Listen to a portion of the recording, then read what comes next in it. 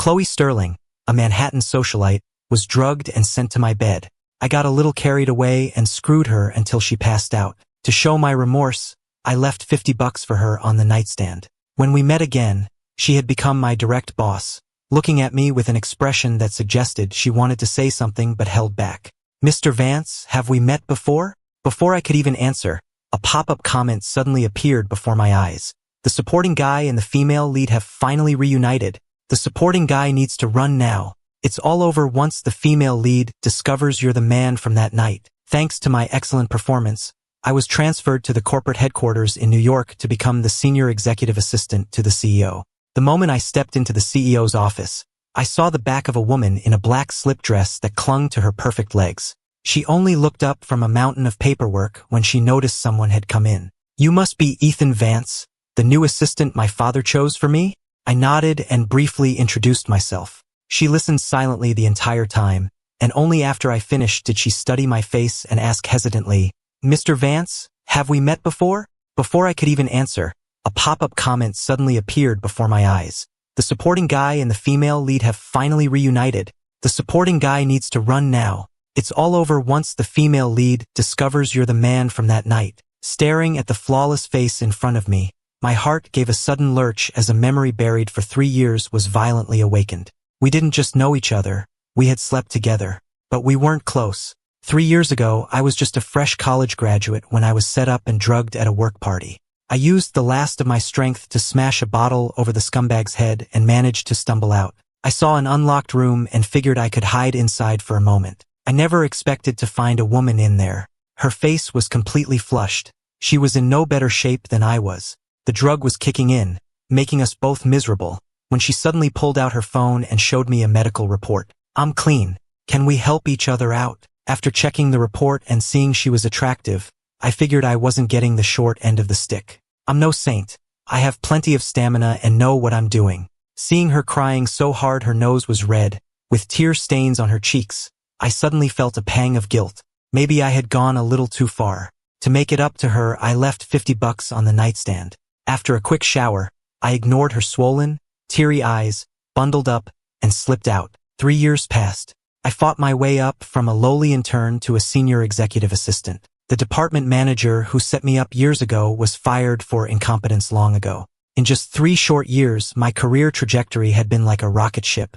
I admit I was lucky, but you need both opportunity and hard work. I gained a lot, but I also sacrificed my entire youth and poured all my effort into it. For 3 years, I barely took a day off, even working through Christmas. Only I know how much I sacrificed to get where I am. To get into an Ivy League school, I burned the midnight oil studying. I worked myself to the bone so I would never again have to survive on water or wear clothes that didn't fit. So there was no way I was going to let some romantic entanglement get in the way of the success I had fought so hard for. Chloe's suspicious, scrutinizing gaze made my heart pound. She radiated an intimidating aura of power.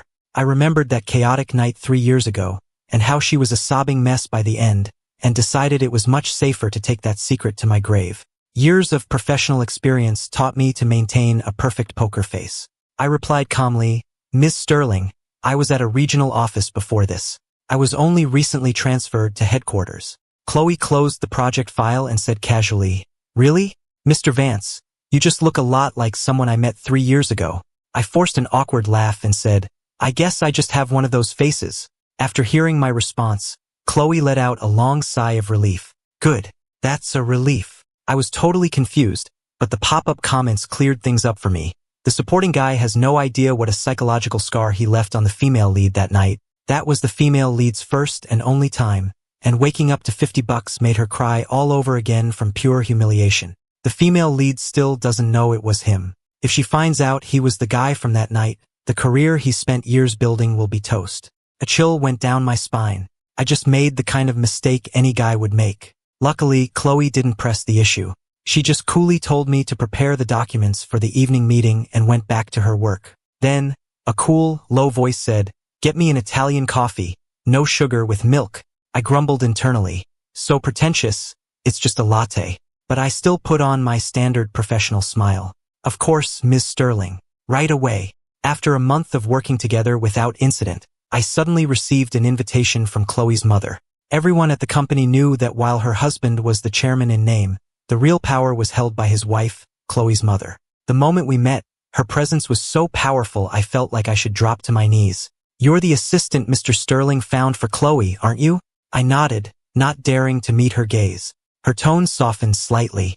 "Don't be nervous, young man. I've asked you here because I need a favor. I hear you've been working with her for a month now. None of her assistants in recent years have lasted more than a week. After giving it some thought, I believe you're the only one suitable for this job." I was taken aback by her high praise, wondering if my talent had finally been recognized. To my surprise, after taking a sip of her coffee, Khloe's mother said gravely, "I suspect she might have a problem with her sexual orientation. I need you to find out for me if she's gay." My eyes widened. "Me? You must have the wrong person. I can't do that." Khloe's mother transferred $1 million directly into my account with the note, "Voluntary gift." "Don't worry. If I say you're the man for the job, you are. This is just the down payment. Figure this out, and I'll make it worth your while." I still tried to refuse, resisting with every fiber of my being. "No, I really can't do it." Khloe's mother understood immediately and nodded. "I see. The amount was too low." The next second, a notification for a $5 million deposit appeared, with the same note, "Voluntary gift." I couldn't resist opening my banking app to count the zeros. My God, I was rich. Khloe's mother saw my expression and said haughtily, "I take it you agree now?" I was stunned by her outrageous display of wealth and nodded vigorously. "Yes, absolutely. From now on, your wish is my command." Khloe's mother suddenly sighed, heartbroken. She seemed so normal growing up. I don't know what happened. Ever since I sent her to a networking dinner 3 years ago, she came back a different person. She refuses to date, acting as if all men are monsters. I froze. That night 3 years ago, it couldn't have been because of me, could it? I said, feeling a pang of guilt. "You're right. I guarantee I'll complete the mission." Khloe's mother stood up and patted my shoulder sadly. "After all, if she really isn't interested in men, our family's vast empire will have no heir." Her every gesture revealed a mother's sorrow and helplessness, with a faint trace of a titan's lament for their fading legacy. Damn it, what have I done? She's my only child, and I'm too old to have another. Please, you must make sure she comes back to me normal. My eyes filled with determination. I nodded firmly and puffed out my chest. "You can count on me. I'll get it done." From that day on, my main job became a side hustle. My real mission was to activate my gaydar, scan for any suspicious women in her orbit, and report my findings in real time to my true boss. But whether it was because Khloe was extremely cautious or not, I found absolutely nothing. But I'm a top performer. If there are no leads, you create them. I spent all night studying how to flirt with women online, changed my profile picture to a heavily edited one, and started sliding into her DMs. "Hey, you're gorgeous. Are you into girls? You have such a pretty face. Can I rest my head on your stomach? You're so pretty. Where do you work? Can I come see you tonight?" After sending those messages, I figured if she were interested, she'd definitely reply. I watched as the message status changed to read, and then she visited my profile. To make it more convincing, I used a picture of my cousin. My cousin is a freshman in college, 5'5", sweet and innocent. Clever me, I came up with a brilliant plan. If I could just get Khloe to admit she's not into women, that $10 million would be mine. You have to risk the bait to catch the fish. I didn't believe she could see my cousin's picture and not be tempted. Sure enough, 3 seconds later, the typing indicator appeared, but no message came through. She must be shy. I used another line I'd found online and continued, "Why aren't you writing back? Is something bothering you? If you just reply, you'll make my whole day." After what felt like an eternity, she finally replied with a single question mark. "I only like men. Stop harassing me." I immediately screenshotted it and sent it to Khloe's mom. With screenshot evidence in hand, my mission was complete. Reporting Mrs. Sterling. Khloe is not gay. Khloe's mother replied almost instantly. "Understood. Let's meet." The next second, I received a transfer for a full $10 million, with the same note, "Voluntary gift." In the coffee shop, Khloe's mother took a sip of coffee and said with a grim expression, "If she's not gay, then why isn't she dating anyone?" I've never known her to be heartbroken. I was still dizzy with the joy of receiving $10 million. Then another pop-up comment appeared.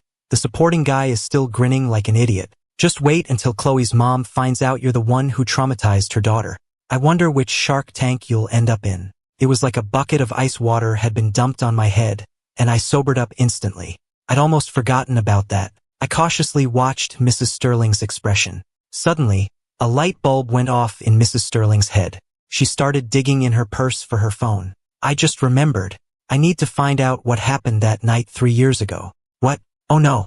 My good life hasn't even begun. But Mrs. Sterling had already made the call, her voice stern and commanding. Mr. Henderson, I want you to immediately investigate everything that happened the night of Miss Khloe's first networking dinner 3 years ago. The person on the other end of the line quickly agreed. After she hung up, the storm clouds on Mrs. Sterling's face seemed to part. I took the opportunity to probe. Mrs. Sterling, am I free to go now? Mrs. Sterling stared at me, her expression stern. What's the rush? I gave you $10 million. You need to deliver some actual results for that. I stood up straight, putting on an air of being at her complete disposal. In reality, I had already planned my exit strategy. Go back, resign, take my $10 million, and leave the city for good, never to be a corporate drone again. But Mrs. Sterling seemed to read my mind. I'd advise you not to even think about running. Otherwise, I have plenty of ways to make you give that money back. Do one more thing for me, and when it's done, I'll pay for you to get a degree overseas. Under the weight of her power, I had no choice but to bow my head and meekly agree. Perhaps taking pity on me, Mrs. Sterling softened her tone. Just get her interested in men again, and I'll give you another $10 million, plus a mansion on the coast. I should have walked away, but another $10 million and a beach house were just too tempting. I gritted my teeth, steeled myself, and reluctantly agreed. At the office, Khloe was as demanding and detail-oriented as ever. But I didn't care anymore. Now, I could look at her with a calm heart, seeing her as quite the delicacy. She was no longer my boss. She was my personal ATM. Maybe my performance was just that good, because Khloe recently made an unprecedented offer to give me a raise when we got back from our overseas business trip. I couldn't care less about the pocket change she was offering, but to stay in character, I acted appropriately grateful. Having laid low for so long, I couldn't wait any longer. I quickly video called Khloe's mother. Mrs. Sterling, the time is right. I'm awaiting your orders. Mrs. Sterling replied, be patient. I'll arrange everything. You just need to follow my instructions. I gave my standard, mechanical reply. Understood. Mrs. Sterling suddenly changed the subject. I've investigated what happened 3 years ago. It seems my daughter was frightened by a very strong man, which caused her to develop a phobia. I asked cautiously, so, did you find the man? Mrs. Sterling sighed. Mr. Henderson is looking into it, but the security footage was too blurry. They only got a shot of the man's back. My poor daughter, to have that happen on her first business outing. No wonder she's refused to be set up on dates all these years. I breathed a sigh of relief and said righteously, I'm sure he didn't mean any harm. The most important thing now is to help Khloe get over this.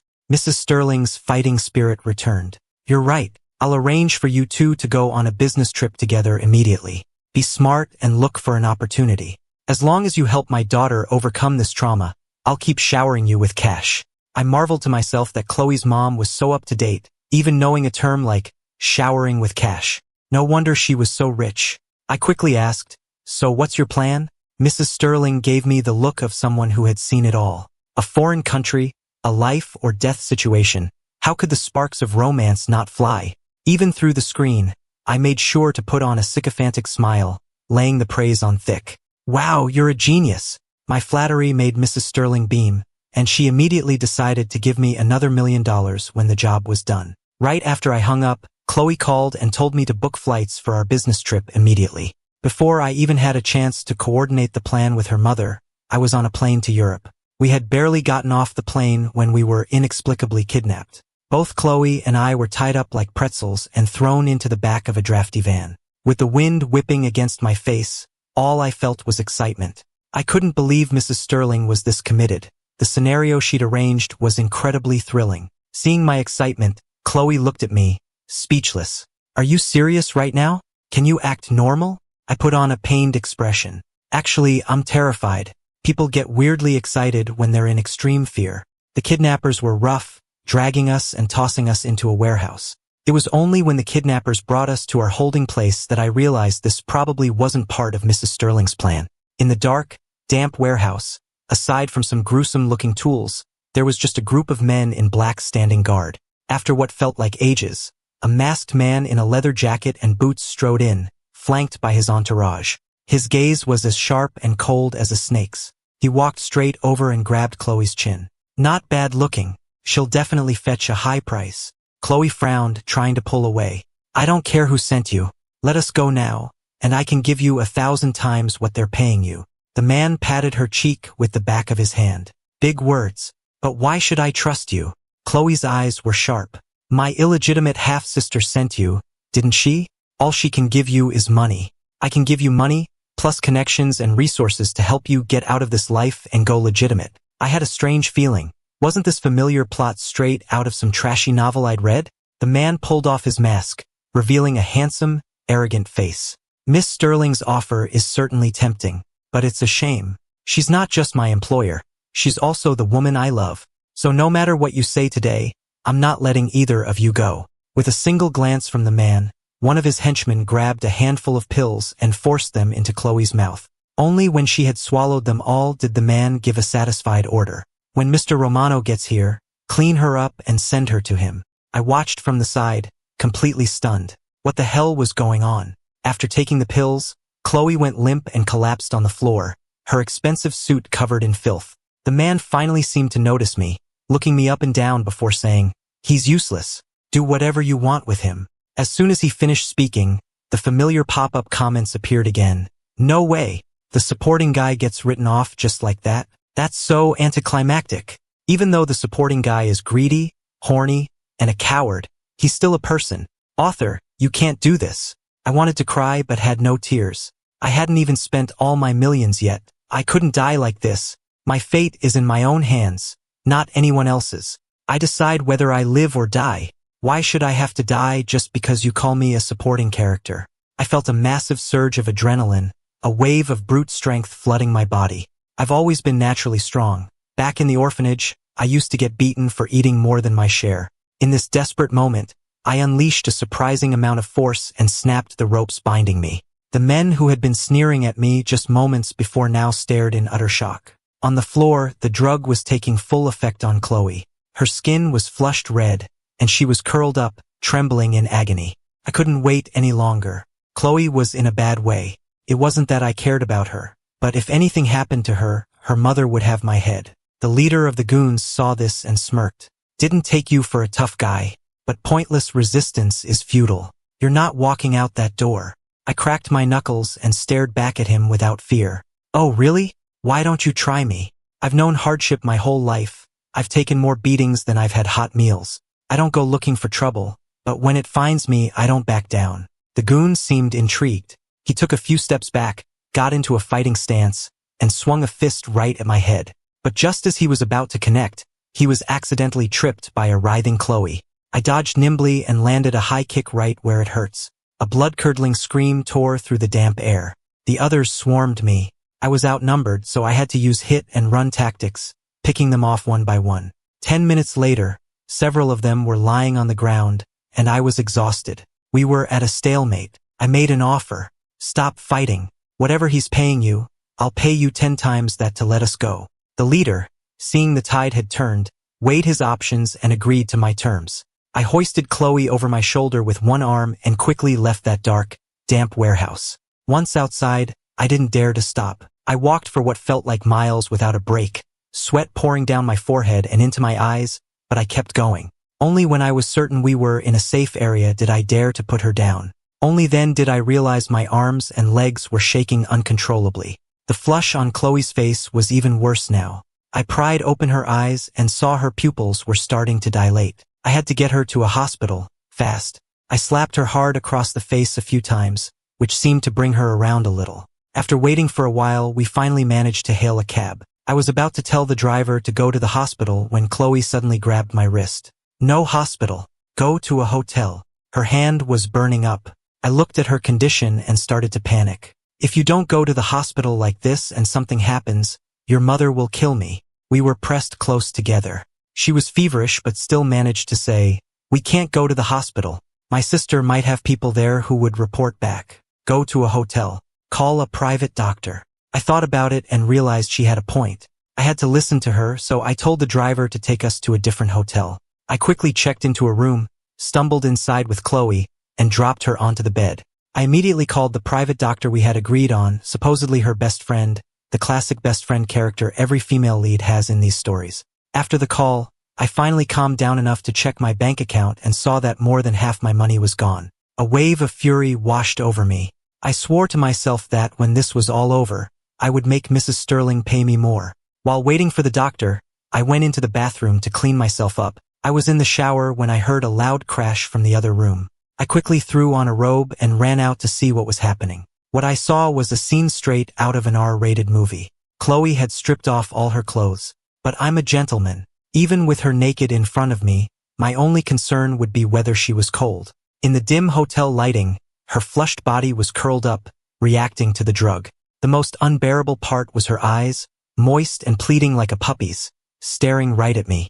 Her voice, usually so cool and distant, the voice of our company's ice queen, was now soft and pleading. Please help me. It was the exact same move she pulled 3 years ago, and damn it, I fell for it. I swallowed hard. A voice inside me was screaming to say yes. But then, a pop-up comment appeared. The supporting guy didn't die? I'm curious where the plot goes from here. Why does the female lead seem so manipulative? Is she faking it? Too bad the supporting guy was in the shower and didn't see the female lead secretly take another pill. I snapped back to reality. Looking down at Khloe clinging to me, I could see the faint hint of a smirk on her lips. Damn it, she wasn't just faking it, she was enjoying this. I can't believe I fell for it. I never would have guessed that beneath her Ice Queen CEO facade, she was this devious. I tried to push her away, but she pressed her scorching face against mine. Help me, I'm burning up. Her eyes were red and bloodshot, and her voice was trembling. Pushed her away. What the hell? This costs extra. Once my head was clear, I went to sleep in the adjoining room. I didn't sleep well. The hardships of my youth were a cancer, eating away at me day and night, constantly haunting my dreams. In my dreams, I was small and weak again, hiding in a corner, forced to passively endure all the cruelty. I have no parents. I was an infant abandoned in a dumpster, taken to an orphanage by a kind stranger. I never would have had the chance to go to college, but fate intervened. When some bullies tricked me into going to the outskirts of town, I stumbled upon and saved a rich kid who had been kidnapped. Cost me a broken leg, but in return, I was given the chance to get an education. The wealthy family saw my good grades and, in front of a crowd of reporters, publicly announced they would fund my college education. The tycoon kept his promise, but after the money was siphoned off by various middlemen, what I received was barely enough for tuition. Life was still a struggle. To get enough to eat, I collected cans after school and was chased by dogs for 3 blocks. To avoid being harassed by street thugs, I built up my body and became strong. To escape the contempt and ridicule, I studied furiously and got into a top university. I clawed my way up on my own, swallowing every injustice. I thought I had forgotten the days of being looked down on for being poor, but the insecurity that comes with poverty has always followed me like a shadow. I needed lots and lots of money to fill that hole in my soul. My childhood experiences replayed in my mind like a movie, frame by frame. My nose began to burn, my eyes ached, and an unspeakable sadness made me cry out. But suddenly, those dark, cloudy memories were scattered by a blinding ray of sunlight. When I opened my eyes, I was met with Khloe's stern gaze. She glared at me resentfully. After what you did to me last night, you just walked out? I was left high and dry all night, so I felt wrong too. I wiped my tears and shot back. I didn't do anything. What? Do you expect me to take responsibility? The moment the words left my mouth, I regretted them. Khloe looked like she was about to shatter. She took a step back, her face deathly pale. Are you serious? I said, cold and heartless. Love without a financial foundation is like a house of cards. It doesn't need a gust of wind. It will collapse on its own. There's no future for us. Hearing this, she laughed instead of getting angry. So it's just about money. Don't you know that money is the one thing I have in abundance? I covered my face in anguish. Oh, I know that, but that's your money. What does it have to do with me? Peeking through my fingers, I saw her whip out her phone. After a flurry of taps, my phone buzzed with a notification for a large transfer, with the note, voluntary gift. She said triumphantly, I've sent you $1 million. Now, can you lower your hands so we can talk properly? Tempted by the money, I decided to yield for the moment. I lowered my hands and faced her. What do you want to talk about? Are you asking me to resign? She gave me a knowing smile. Mr. Vance, you don't actually think your cover is that good, do you? A jolt went through me.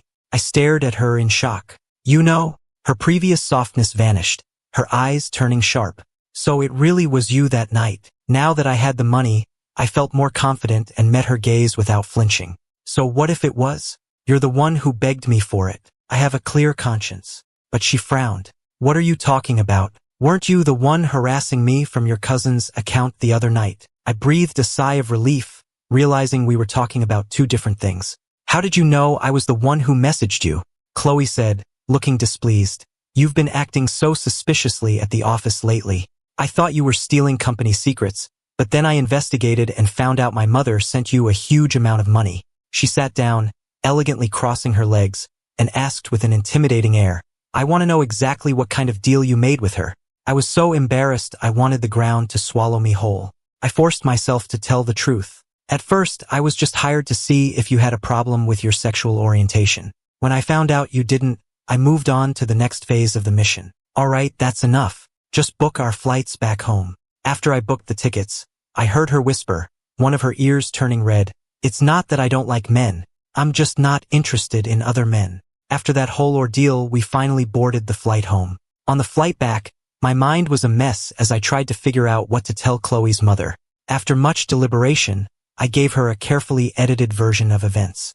Mrs. Sterling was very satisfied with the outcome and promised to sign over the deed to the beach house when I got back. Just as I was breathing a silent sigh of relief, Khloe's voice came from beside me. You reported what happened to my mother? I could only nod honestly. I was very satisfied with your performance. Mrs. Sterling was also very pleased. Aren't you happy? She couldn't hide the smile playing on her lips as she asked, half in doubt, you were really satisfied? I nodded emphatically. Of course, you're a goddess. How could I not be satisfied? I saw Khloe bite her lip shyly and say with feigned composure, as long as you know. I watched the corner of her mouth twitch, harder to suppress than a machine gun, proving once again that girls are easy to please. So what if she's a Manhattan heiress? I've got her wrapped around my finger. After we landed, Mrs. Sterling kept her promise and transferred the deed to a multi-million-dollar beach house to me. I looked at my bank balance and decided to quit my job, enjoy life, and pursue all the dreams that money had previously prevented me from chasing. The moment I handed in my resignation, I felt a sense of transcendence. But things didn't go according to plan. Damn capitalists. The gift agreement from Mrs. Sterling had some clauses in fine print. It turned out the house came with a massive mortgage that I was now responsible for. Now, not only did I have to sink all the money I'd earned from them into it, but I was also $30 million in debt to them. I was storming off to demand an explanation when someone knocked me out from behind. When I woke up, I was lying on a huge, soft bed, but my arms and legs were chained. The next moment, someone opened the door. She stood there, her face dark and terrifying, looking at me as if a monster was lurking in her eyes. Are you insane? Only when the person stepped out of the shadows did I realize it wasn't Khloe. They had similar noses, but up close, the differences were obvious. The long-absent pop-up comments appeared again. How did the plot get so twisted? Don't tell me the second female lead is going to end up with the supporting guy. Is the author even human? This plot is absolute garbage. If the supporting guy sleeps with the second female lead, this story will be so cliché. She ignored me and just kept taking off her clothes, like a complete lunatic. Khloe stole what was rightfully mine. I'm going to sleep with her man. That's the only way it's fair. I shot back sarcastically, oh, is that so? You must be Khloe's sister. Seeing her non-committal expression, I twisted the knife. How dare an illegitimate child like you try to steal the empire her mother worked so hard to build? The disgust in her eyes was palpable. So what? The one who isn't loved is the other woman. Her mother just knows how to make money.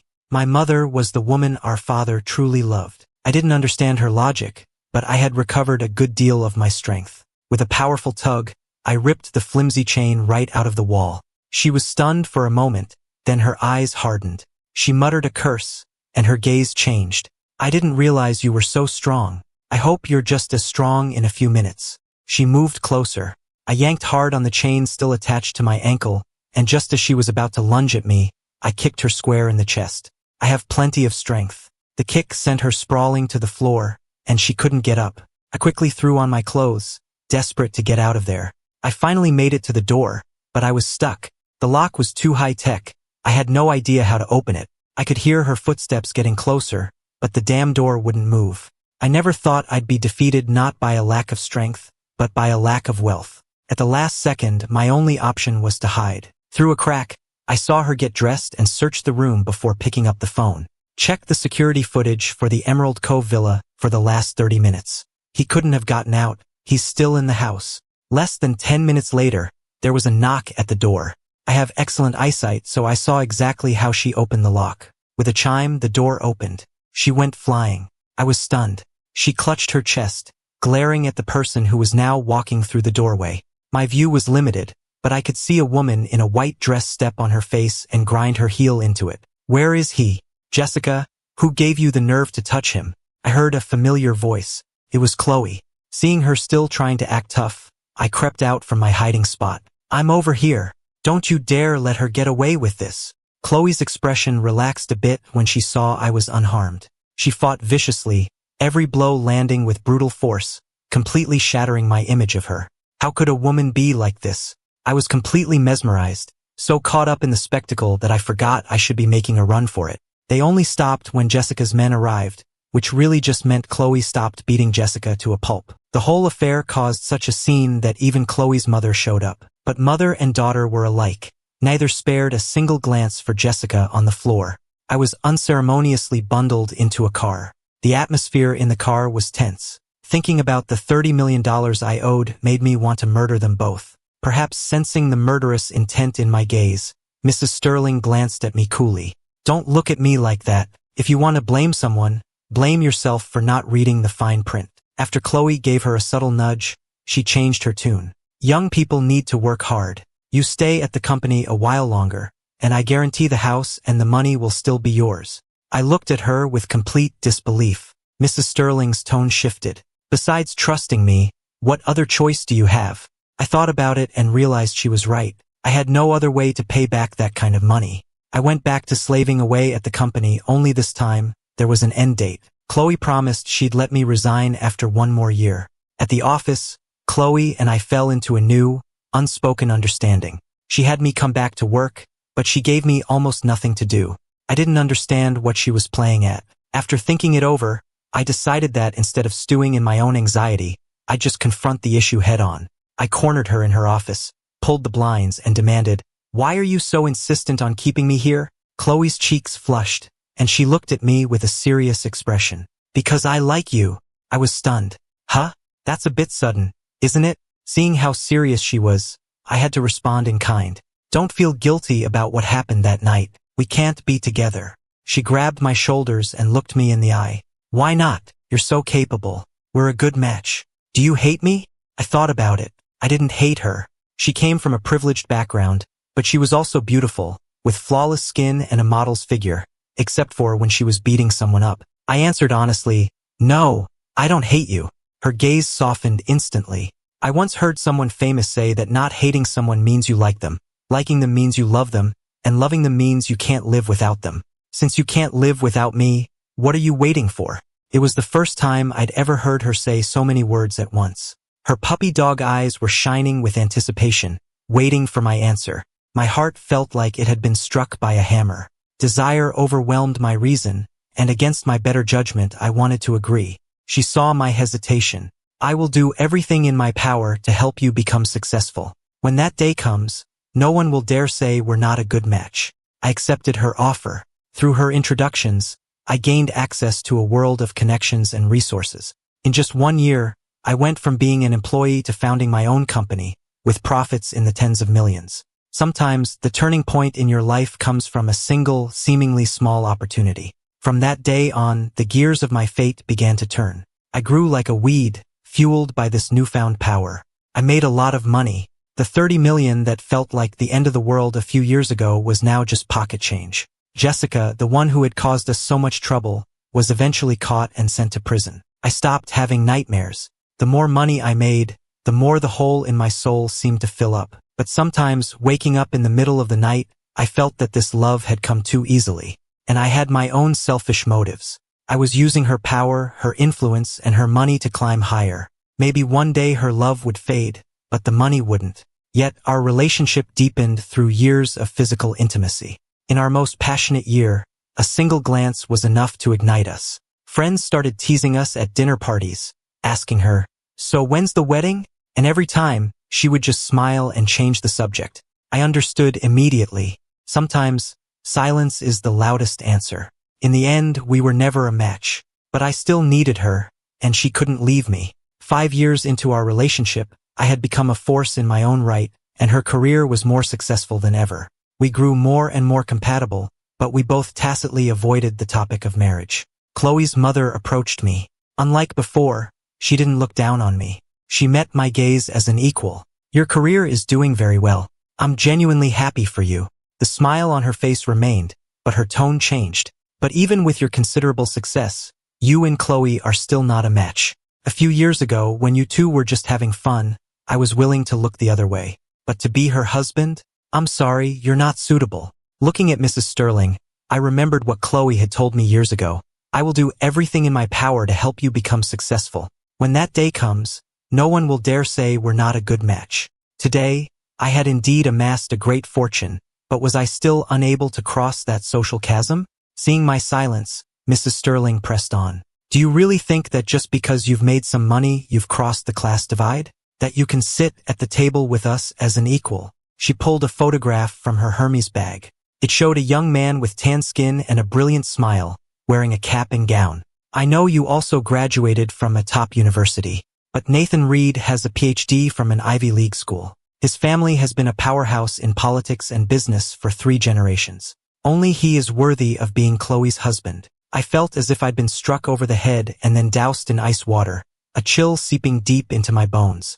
The accomplishments I had been so proud of for years suddenly seemed insignificant in the face of his perfect resume. A deep sense of defeat washed over me, but I forced myself to stand tall and ask calmly, "Are you sure Khloe will agree to your arrangement?" Mrs. Sterling smiled, a smile that seemed to mock my childishness. She said, full of confidence, "No woman could refuse a husband like that. Even if she chooses you now in her youth, can you guarantee she won't regret it in 10 years? Seeing my silence, she continued, "I was willing to indulge her little games in the past, but she's at an age where it's time to be serious. You didn't really think I sought you out because you were exceptionally talented, did you?" I had nothing to say, because every word she said was true. Finally, she called Khloe right in front of me. "Khloe, darling, Nathan is back. Have your driver take you to the usual place at noon. Our families are throwing him a welcome lunch." On the other end, Khloe's voice replied, "Okay, I'll have my assistant clear my schedule." After hanging up, she looked at me defiantly. "If you still don't believe me, you can see for yourself later." With that, she grabbed her bag, left, and then sent me an address. I sat alone in the cafe for a long time before Khloe called me again. Her voice on the phone was gentle. "Babe, I have a family lunch today. I'll pick you up tonight." I replied mechanically, "Okay, see you tonight." She must have heard something wrong in my tone, because she paused. Just as she was about to speak, I panicked and hung up. A moment later, an iMessage popped up. "What's wrong? Who upset you?" I replied, "It's nothing. Just focus on your lunch." I drove around to clear my head, but in the end, I couldn't stop myself from going to the address she sent. There, I saw Nathan Reed emerge, surrounded by an entourage. He was even more handsome in person than in the photograph. Khloe was walking behind him. The moment she saw me, she naturally slung an arm over my shoulder and introduced us. "This is my fiancé, Ethan Vance. This is Nathan Reed. I'm Nathan Reed."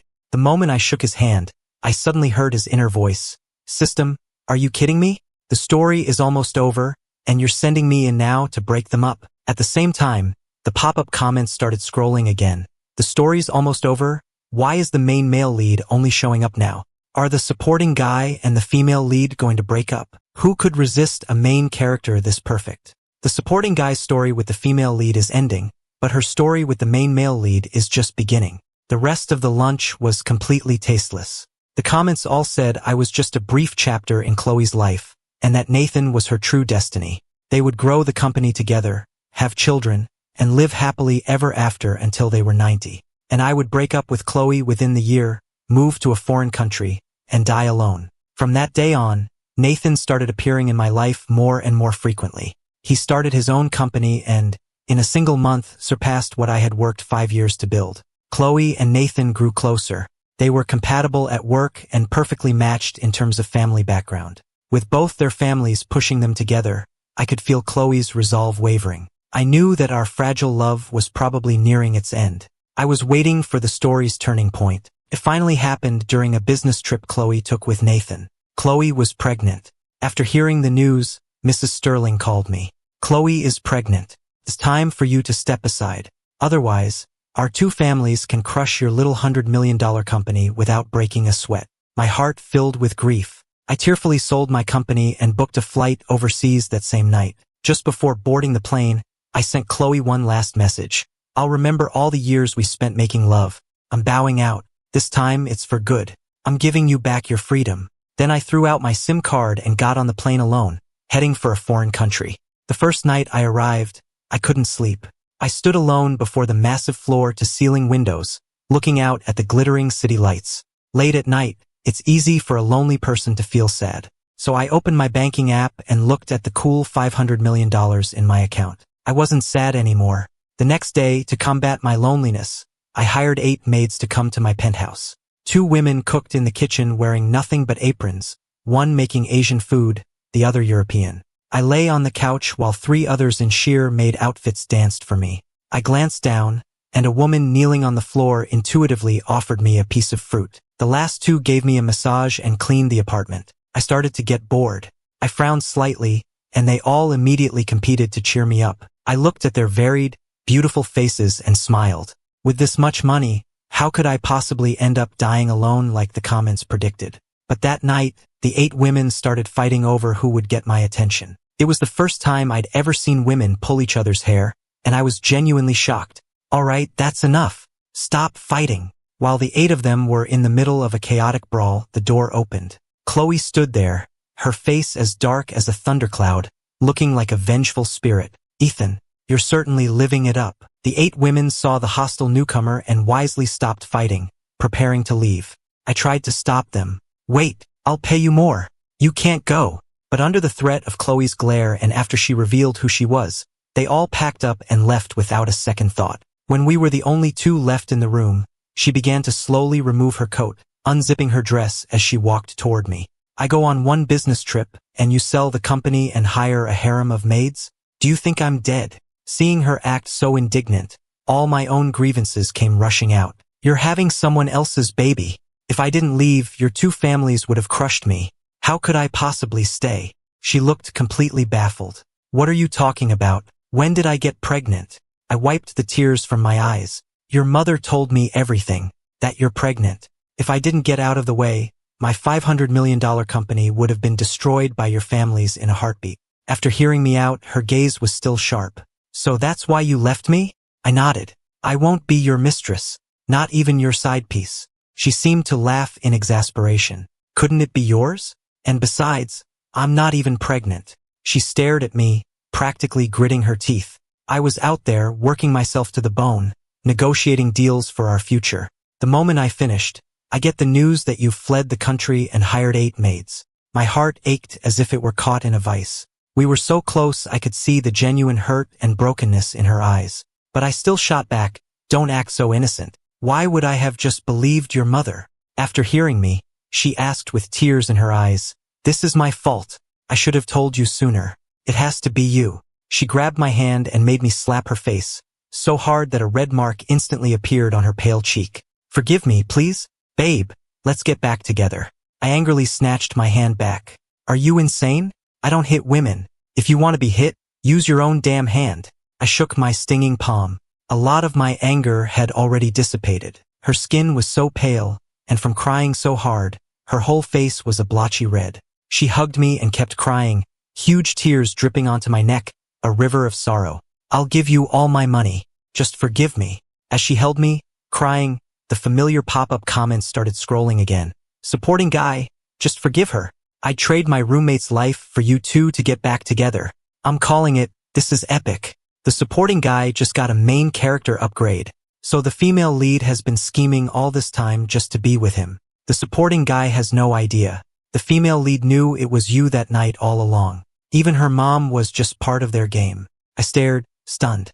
Could this be true? But before I could even process it, her soft, passionate lips were on mine. We fell together into an abyss of desire.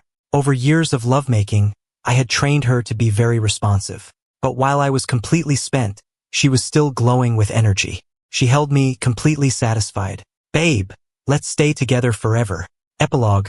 Khloe's story. My first meeting with Ethan, as it turns out, was all thanks to my younger cousin. When he was 8 years old, he was kidnapped as collateral in one of my family's business disputes. We all thought he was dead, but as luck would have it, someone saved him. What was even more surprising was that his rescuer was another young boy, tall and lanky, with messy hair, who looked like he hadn't had a decent meal in a while. My aunt and uncle saw that the boy was not only a brilliant student but also incredibly driven, so they decided to sponsor his education. Even my cousin, who never has a kind word for anyone, said he was special. I decided to go with my cousin to meet him. Unfortunately, we were unlucky that day. By the time we got there, he had already left for school. Just as we were about to leave, disappointed, my cousin nudged me and gestured for me to look. Around the corner, a boy in a school uniform, a canvas bag slung over one shoulder, was carrying 2 large bags of recyclables, with a hunched-over old woman following behind him. The faint morning light shone on him, and in that moment he seemed to glow.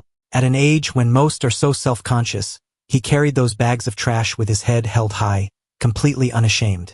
I felt a jolt in my heart, an indescribable, electric feeling. But the driver was urging me, so I quickly got back in the car. For years after that, we never saw each other again. What I thought was our first meeting turned out to be our last for many years to come. My family sent me to a top university, where I followed the prescribed path of studying, networking, and learning. I thought I'd never see him again, but fate had other plans.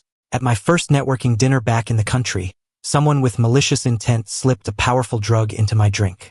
I managed to fight off my assailant and get him out of the room, but the drug was torturing me. Just then, a young man stumbled into my room.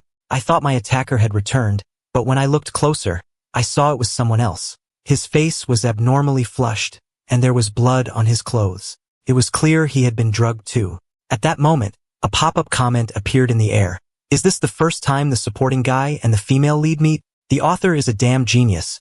They know exactly what we want to see. With a trembling hand, I pulled up my medical report on my phone and made my request. I'm clean. Can we help each other out? From that night on, our fates were once again intertwined. Even if those comments in the air insisted on calling him the supporting character, I would never allow him to be a secondary player in my life. He would always be my one and only leading man. I was willing to pay any price. And thankfully, after all the trials and tribulations, he was finally mine.